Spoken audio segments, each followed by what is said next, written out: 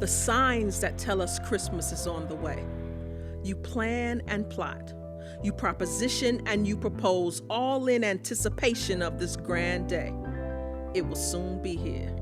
We spend weeks, no, months, thinking about what shall we buy, what will we get, all this time spent looking for that right gift. We stand in line, we almost break the internet, consuming and buying, wanting and trying to experience this joy that the Christmas season brings.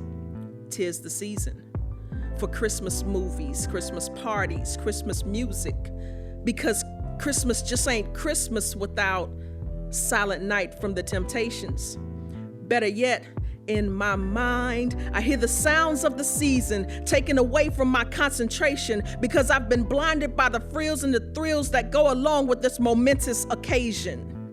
We have an excited anticipation of this event, and then it finally arrives. With seemingly joy and happiness in everyone's eyes, we should ask ourselves, is this all that there is to this day?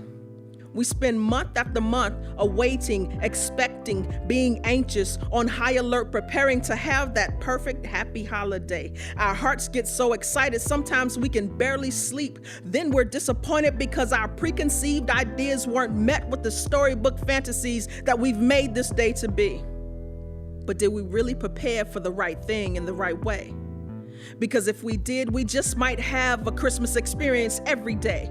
Can't you see it? Where preparation and purpose meet. The foretelling of this day centuries before it got here. Someone was aware that it wasn't about Santa's sleigh and 8 tiny reindeer. Can't you see it? Not the story of 'twas the night before Christmas and all through the house, but parents telling their children about the real reason for the season and how to really prepare for what had already been pronounced.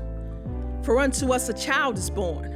Unto us a son is given, and the government will be upon his shoulder, and his name will be called Wonderful, Counselor, Mighty God, Everlasting Father, Prince of Peace. Can't you see it? Can you imagine the excitement, the apprehension increase? Can't you see it? Not the gift wrapped in pretty paper sitting under the tree, but the gift there was no room for, wrapped in a swaddling cloth, the gift the shepherds made preparation to see. Do you know the story? Did you look with the right set of eyes? Not from our human perspective, but from the one that God fulfilled his purpose, the one that we should have realized that the Messiah was finally here.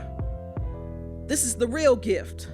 The gift that keeps on giving, the gift who makes life worth living, the gift that we've all been waiting for and some of us didn't even know it, the Christmas experience we've all been longing for, and it took this long for some of us to own it. And now because the Messiah has arrived, some of our expectancy has died. We approach this day with the same old anticipation as if we weren't given a grand invitation to the same kind of news that gave the shepherds their motivation to visit the newborn king.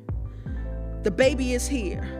But when the baby is old enough to walk and talk, he's no longer a little bundle of joy, as if we can just pick him up and put him down with no regard to the divination of the big picture that you might destroy. But we waited, and we waited. Sitting on edge, we encountered something magnificent, and it was well worth it. But now our wait is different. The Messiah has come and we celebrated his first arrival, prophecy fulfilled, of which we so yearned. And now we must anticipate with that same allegiance, that same desire, the great day when our Savior shall return. Merry Christmas.